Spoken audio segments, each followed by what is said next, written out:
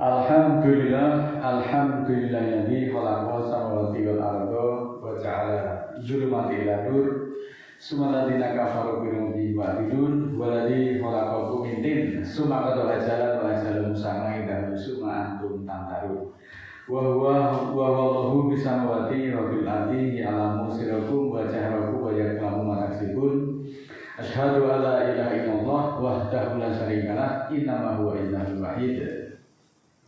Allahu la ilaha illa huwa rabbul arsyil azim. Allahu la ilaha illa huwal hayyul qayyum. Allahu la ilaha illa huwar rahmanur rahim. Rabbi sadri wa yassir li amri wahlul 'uqdatam min lisani yafqahu qawli waj'alni waziran ahli. Muslimin muslimat yang dimuliakan Allah, senantiasa marilah kita panjatkan puja dan puji syukur kepada Allah Ta'ala, Tuhan Rabb seluruh alam yang telah memberikan kenikmatan kepada kita yang banyak, saking banyaknya sehingga kita tidak bisa menghitungnya. Saudaraku, beberapa waktu yang lalu di dalam majelis ini kita membahas yang berkaitan dengan jihad yang orang kadang-kadang menyamakan antara jihad dengan perang, atau jihad itu identik dengan peperangan, dengan angkat senjata, dengan tembak-menembak, dengan menebar bom dan sebagainya. Namun demikian kemarin dalam forum yang mulia, namun juga sudah sangat singkat, itu sudah kita bahas. Namun pada saat itu karena waktunya terbatas sehingga belum bisa secara tuntas. Mari pada kesempatan ini kita kembali melengkapi pemahaman-pemahaman yang berkaitan dengan berjihad. Dan kemarin juga sudah dijelaskan Allah itu memberikan penilaian kepada orang-orang yang mau berjuang dengan orang-orang yang tidak mau berjuang atau orang-orang yang tinggal diam. Walaupun semuanya itu sama-sama mukmin, tetapi Allah membedakan antara mereka itu yang mau berjuang dengan yang tidak mau berjuang. Mukmin yang mau berjuang dengan harta dan dirinya untuk menegakkan hukum Allah, maka derajatnya itu lebih tinggi satu derajat dibandingkan dengan orang yang tinggal, orang yang tidak mau berjuang. Dan Allah juga memberikan nilai yang besar bagi orang-orang yang mau berjuang dengan harta dan diri. Mari kita simak beberapa ayat untuk melengkapi pemahaman kita. Di dalam surat kedua ayat 154, A'udzubillahi minasyaitonir rajim. Bismillahirrahmanirrahim. Selengkapnya sebagai berikut. Wala taqulu liman yuqtalu fi sabilillahi amwatun bal ahya'un walakin la tashkurun. Yang artinya, jangan katakan bahwa orang-orang yang terbunuh pada garis hukum Allah itu mati, bahkan dia hidup, tetapi kamu tidak menyadari. Wala tahsabanal ladzina qutilu fi sabilillahi amwatan bal ahya'un inda rabbihim yurzaqun. Surat ketiga ayat 169. Jangan kira atau jangan sangka bahwa orang-orang yang terbunuh pada garis hukum Allah itu mati, tetapi mereka hidup dan di situan mereka diberikan rezeki. Surat ketiga ayat 170, Farihina bima atahumullahu min fadlihi wala yastabsiruna billadzina lam yalhaqu bihim min khalfihim ala khaufun alaihim walahum yahzanun. Mereka bergembira dengan apa yang Allah berikan pada mereka dari karunia-Nya, dan bergembira dengan orang-orang yang belum pernah berhubungan dengan mereka di belakang mereka atau generasi penerus, bahwa tiada kecemasan atas mereka dan tidak pula mereka berduka cita. Muslimin yang dimuliakan Allah, melalui ayat-ayat tersebut Allah itu menjelaskan bahwa orang yang berjuang untuk menegakkan hukum-hukum Allah dalam arti yang luas, bisa itu berperang, bisa juga berjuang yang artinya berjihad, bersungguh-sungguh berjuang dengan harta dan diri. Kalau toh sampai mereka itu mati di dalam perjuangan itu, maka Allah mengatakan mereka itu hidup dan mereka itu mendapatkan rezeki dari sisi Allah. Di dalam surat ketiga ayat 170, walaupun mereka itu dikatakan sudah mati, maka mereka itu layaknya seperti orang hidup. Karena apa? Karena hasil perjuangannya yang dilakukan masih dinikmati oleh orang-orang yang belum pernah ketemu di belakang mereka, yaitu generasi-generasi berikutnya setelah pejuang tersebut mati. Contohnya orang yang memberikan pemahaman ayat-ayat Al-Quran dengan baik dan benar ketika masih hidup dan hasil analisanya itu masih diikuti dan diamalkan oleh generasi berikutnya, maka pahala dari hasil perjuangannya itu terus mengalir meskipun perjuangannya itu sudah mati, seolah-olah mereka itu orang hidup. Di dalam surat keempat ayat 95 juga dijelaskan bahwa orang yang berjuang dengan harta dan diri diberikan derajat lebih tinggi daripada orang-orang yang berpangku tangan ataupun orang-orang yang ogah berjuang. Orang yang berjuang itu nanti di akhirat akan bergembira dengan bersama dengan generasi yang mengikuti jejaknya, meskipun mereka itu belum pernah saling bertemu. Jadi jelaslah di sini bahwa yang dimaksud dengan jihad itu adalah berjuang, meskipun tidak selalu harus angkat senjata dalam peperangan secara fisik. Dengan demikian istilah jihad itu akan dibawa kemanapun tetap akan membuahkan hasil yang baik jika dilandasi dengan petunjuk-petunjuk Allah yang ada di dalam Al-Quran. Namun meskipun itu jihad, dikatakan itu jihad, ketika landasan yang dipakai itu menyimpang dari ayat Allah, maka hasilnya tidak sesuai dengan yang dimaksudkan oleh Allah. Yang demikian itu karena kebanyakan dari manusia itu ketika mendapat keterangan-keterangan yang berasal dari Al-Quran dan semuanya itu sudah jelas, mereka itu masih berusaha mencari dalil yang selain ayat. Mereka kemudian masih berkomentar, lah hadisnya mana seperti itu. Sudah diterangkan dengan Al-Quran yang sudah sangat jelas, itu masih tanya hadisnya mana, hadisnya ada tidak. Maka akibatnya akan muncul pemahaman-pemahaman yang menyimpang tadi. Sedangkan di dalam Al-Quran itu banyak sekali istilah-istilah yang kita jumpai, yaitu kata-kata perangilah. Tentu saja hal itu berlaku ketika negara itu benar-benar dalam kondisi keadaan perang secara fisik.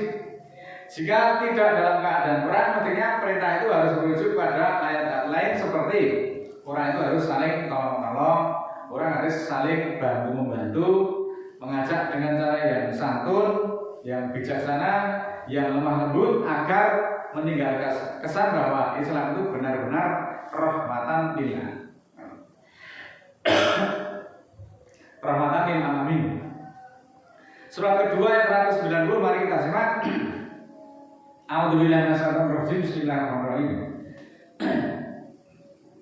Wa qutilu fi sabilillahil ladzina yuqatilunakum wa la taqtadu innallaha la yuhibbul mu'tadin. Dan perangilah pada garis hukum Allah orang-orang yang memerangi kamu dan jangan melanggar hukum. Sesungguhnya Allah tidak menyukai orang-orang yang melanggar hukum. 3 ayat 21 Al-Imran 21. Innalladzina yakfuruna bi ayatillahi wa yaqtuluna nabiyyina bighairi haqq wa yaqtuluna alladzina ya'muruna bil qisti minan nasi fabashirhum bi adzabin alim. Sesungguhnya orang-orang yang kafir pada ayat-ayat Allah dan memerangi para nabi, membunuh perkabaran tanpa hak, dan memerangi orang-orang yang berurusan secara efektif dari manusia, maka beri kabar gembiralah mereka dengan siksaan yang pedih. Kita lanjutkan di dalam surat Al-Baqarah, surat kedua ayat 216. Kutiba alaikumul qitalu wa huwa kurhul lakum wa asa antak rohu sayin wa huwa khairul lakum wa asa antuhibu sayin wa huwa sarul lakum wallahu ya'lamu wa antum la ta'lamun. Yang artinya diwajibkan atasmu berperang dan dia adalah paksaan bagimu. Jadi perang itu artinya harus dipaksa. Dan mungkin kamu benci sesuatu padahal dia baik bagimu, dan mungkin kamu menyukai sesuatu padahal dia buruk bagimu atau dia jahat bagimu. Dan Allah mengetahui sedangkan kamu tidak mengetahui. Surat ke-8 ayat 65 lebih lanjut dijelaskan,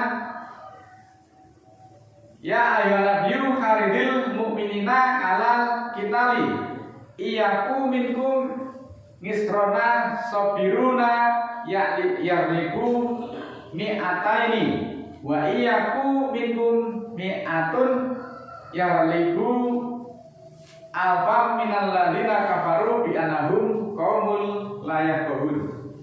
Wahai Nabi, kobarkanlah atau berikan semangat bagi mukminin itu untuk berperang. Jika kamu ada 20 orang yang tabah, yang sabar, maka mereka akan mengalahkan 200 orang. Dan jika dari kamu ada 200 orang akan mengalahkan 1000 dari orang-orang yang kafir. Karena mereka adalah kaum yang tidak memahami.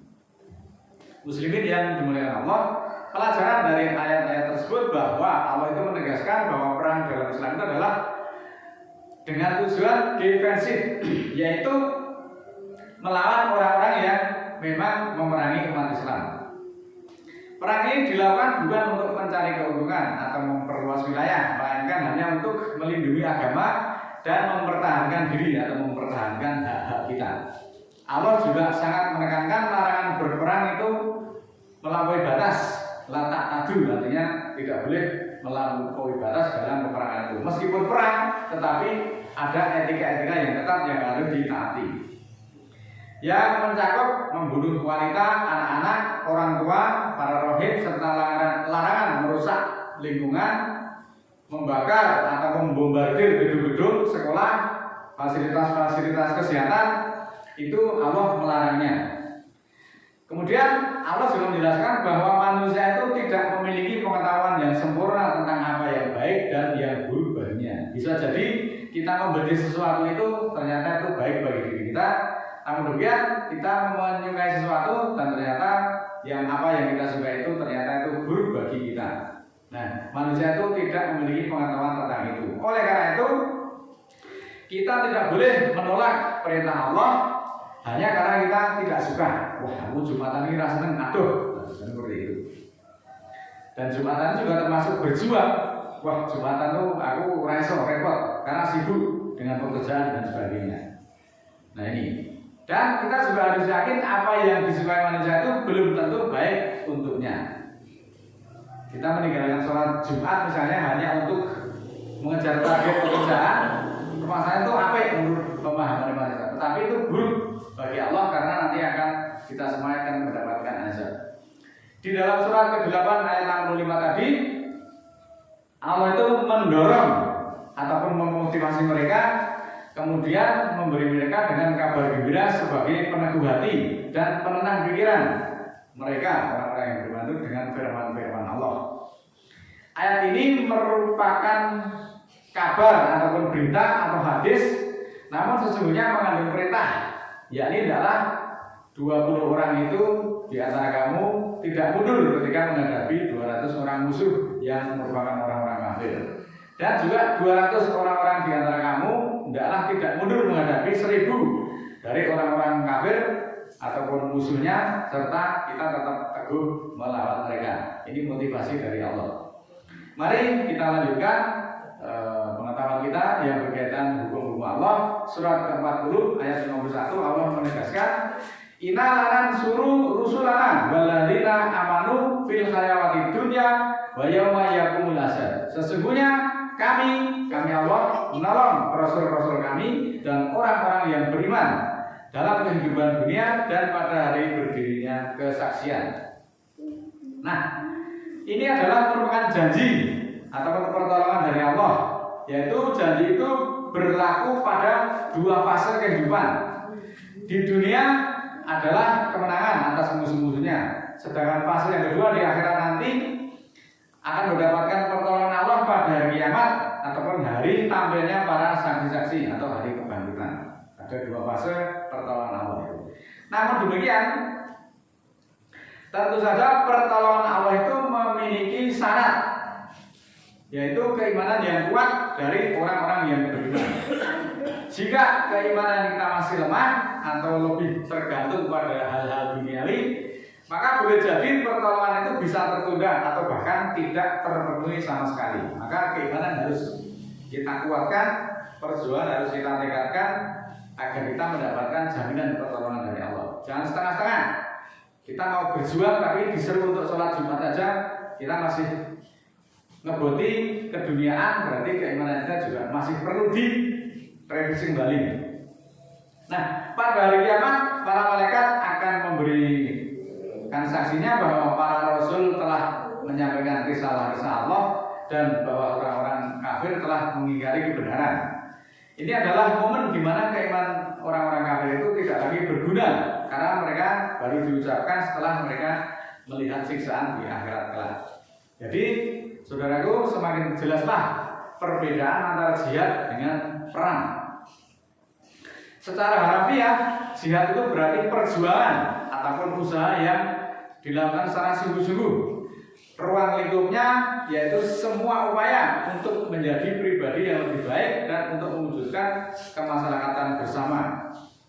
Jihad memerangi kebodohan dengan mendatangi majelis-majelis ilmu, mendatangi kajian, mendatangi panggilan sholat Jumat, itu juga harus ditegakkan, harus dilaksanakan dengan sungguh-sungguh. Inilah jihad yang sebenarnya. Sebenarnya jihad itu ada beberapa macam, yaitu jihad melawan diri sendiri atau jihadun nafs. Ini adalah perjuangan terbesar, yaitu melawan hawa nafsu, godaan setan, serta segala sifat buruk, yaitu pemarah, suka mencari-cari kesalahan orang lain, dendam kesumat, ingin menang sendiri dan lain-lain. Itu semuanya harus dikalahkan. Itu yang disebut dengan jihadun nafs atau jihad melawan diri sendiri. Kemudian jihad dalam hal pendidikan atau jihad tarbawi, yaitu berjuang untuk menuntut ilmu dan mendidik umat agar maju secara intelektual. Yang tidak kalah penting jihad secara ekonomi atau jihad iktishadi, yaitu berjuang untuk meningkatkan kesejahteraan ekonomi umat. Hal ini bisa dilakukan melalui forum-forum zakat, infak, dan sedekah. Nah, saudaraku, jihad itu sesuai dengan kondisi pribadi. Yang semacam ini adalah relevan dengan makna jihad yang luas dalam arti Islam.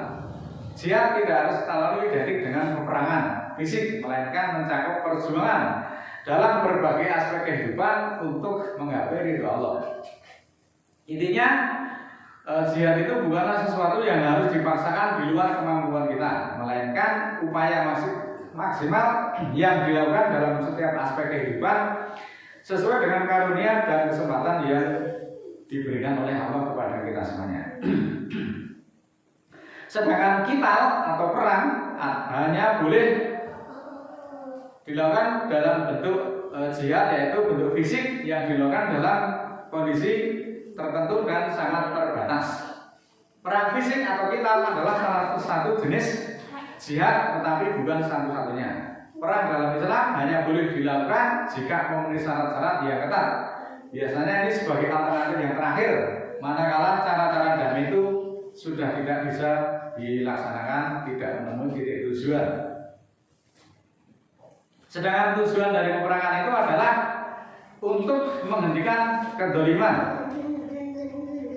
Etika yang ketat di dalam Islam tentang peperangan itu sangat terperinci dan melarang keras untuk membunuh perempuan, membunuh anak-anak, dan orang-orang yang tua renta yang tidak kuat lagi ikut berperang. Itu semuanya harus dilindungi, tidak boleh dibunuh meskipun dalam suasana perang. Juga perang itu tidak boleh merusak alam, seperti membombardir secara brutal, merusak tanaman, membunuh hewan secara membabi buta. Inilah pengertian jihad yang mudah-mudahan melengkapi kita semuanya, dan marilah kita bermohon kepada Allah diberikan kekuatan. A'udzubillahi minasyaitonir rajim. Bismillahirrahmanirrahim. Allahumma ighfir li wa lil mu'minina wal mu'minat al-ahya'i minhum wal amwat innaka sami'un qaribun mujibud da'wat innaka 'ala kulli syai'in qadir. Rabbana la tu'akhidna in nasina aw akhtana. Rabbana wa la tahmil 'alaina isran kama hamaltahu 'alal ladzina min qablina. Rabbana wa la tuhammilna ma la taqata lana bihi wa'fu 'anna waghfir lana warhamna anta maulana fansurna 'alal qawmil kafirin. Subhana rabbika rabbil izzati amma yasifun wa salamun 'alal mursalin walhamdulillahi rabbil alamin. Wassalamualaikum